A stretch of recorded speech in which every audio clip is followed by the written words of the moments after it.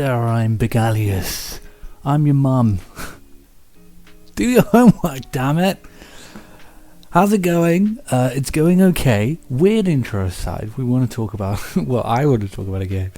Okay, myself and your mum want to talk about this game, Alan Wake. And look, I've been reviewing games on this channel for a bit now. It's been fun, people have been enjoying it, and I've been having a great time doing it. And I will say that the one masterpiece that I have, that I've talked about on this channel was the baby brother of this one. And I'm the mum. No, I'm in the... It's Alan Wake 2 was the masterpiece on this channel. And oddly enough, it's the one thing that's holding this game back. And it's such a weird feeling, but my feeling towards this is the same as everyone's feeling towards GTA 4 after GTA 5 came out, which was just, oh, this makes this look way worse. This is the game that this should have been. And the problem is that, like, Alan Wake 2 is like one of the best, perfect psychological thrillers of all, one of the best of all time in gaming. And it's kind of exactly what Alan Wake 1 wanted to be, to a far better effect.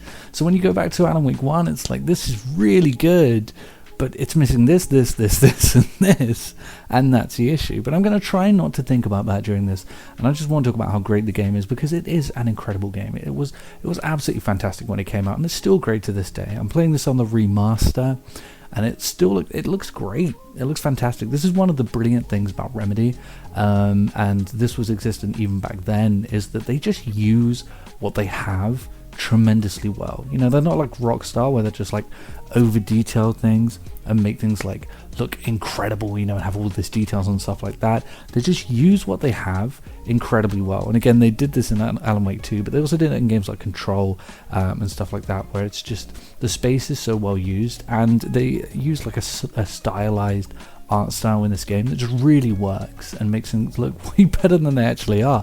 For example, lighting. You don't really have to worry about lighting in this game when you're creating the game, because everything can be as flat as you want it to be. The only thing that's creating a light source, well, not the only thing, but the core thing that's creating a light source is the torch, and it's doing such an effective job that it makes the lighting look good.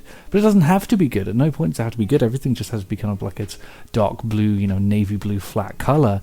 But the torch waving around just always looks great. And even to this day, going back to this game, it's a very cool feeling waving that torch around. I don't know, there's just something really great to it. Like, it's something cooler than having a crosshair, which of course we did get in Alan Wake 2 in the end.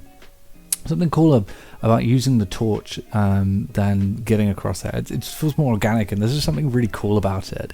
And the overall vibe of the game really is very effective. Now, in this game, Remedy decided to indulge in this uncanny valley, Twin Peaksy, David Lynchy kind of atmosphere, and they nailed it. I mean, they absolutely, particularly for a game in 2010, they absolutely nailed this aesthetic. It's very creepy, but in a way that video games usually weren't. You had stuff like Silent Hill and Resident Evil and things like that. These games didn't really employ anything like this. This was just creepy. It was more on the level of something like Deadly Premonition or something like that, but in a far more polished game.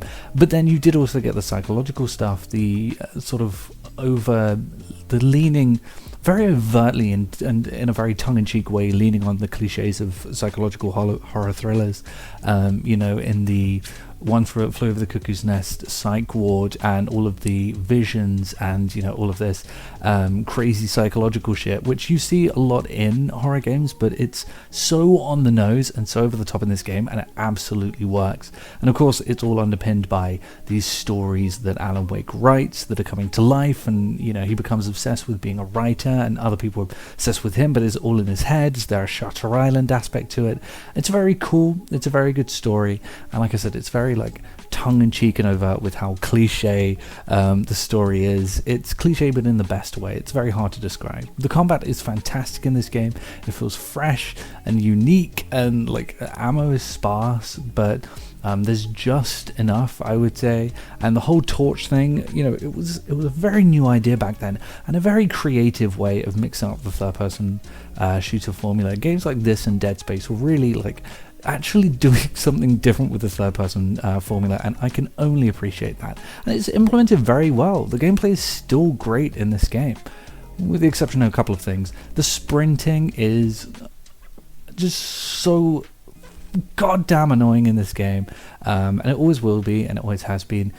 And the dodging doesn't feel like 100%, particularly when you play like From Software games where it's like pin perfect. It does feel slightly off here, but aside from that, I mean, everything else is absolutely great. It just kind of lives in the shadow now of Alan Wake 2, which is the fully realized version of Alan Wake 1, but it's still fantastic. And I picked this up in the sale at the time. I think it was like £8 for the remastered, and I believe it comes with the DLC as well. I actually haven't touched that yet, but I think it does. So it's typically quite cheap in the sale, and I would definitely recommend picking this one up because it's just a fun ride all the way through with a great story. So that wraps up Alan Wake for now.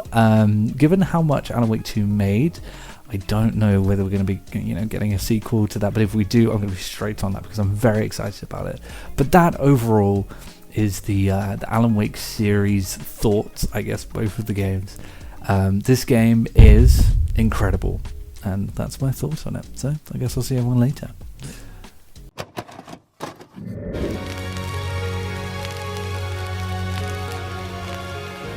The PlayStation is only $149, and you can also get leading titles.